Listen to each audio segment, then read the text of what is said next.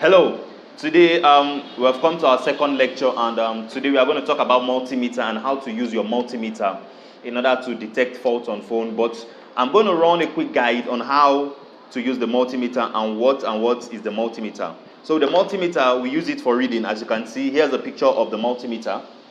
As you can see, here's a picture of the multimeter. Here's a picture of the multimeter.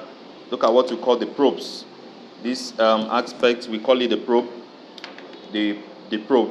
There's red and black, which is positive and negative. As you can see, this side, we call it the knob. So there's DC volts, and there's AC volts.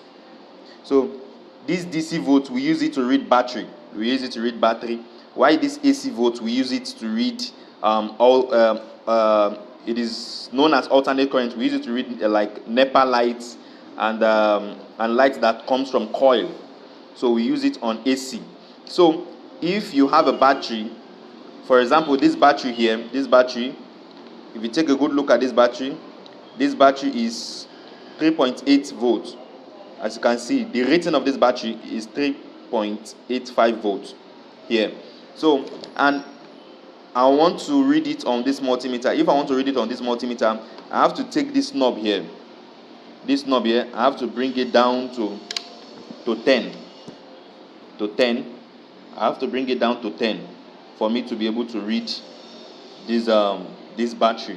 So on this 10, I will take the calculation from here, from this 0 point down to this 10 here, from this 0 to 4, 6, 8 and 10.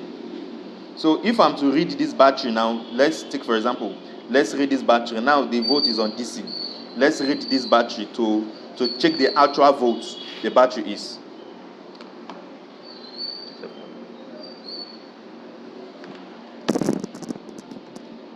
Focus it.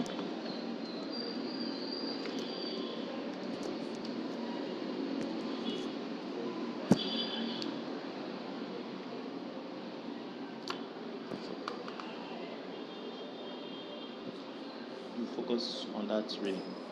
So as you can see now, this battery is giving us 2.8 volts. As you can see, let it be on the reading meter. So now it's giving us 2.8 volts. Now, why this battery is giving us 2.8 volts?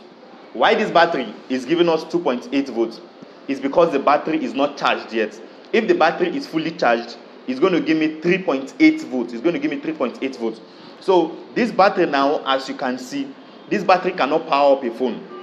It cannot power up a phone.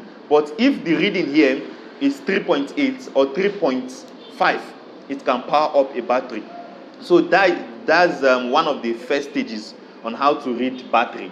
So on my other videos, I'm going to show you step by step also in order for you to read effectively on this multimeter. Thank you so much. Thank you.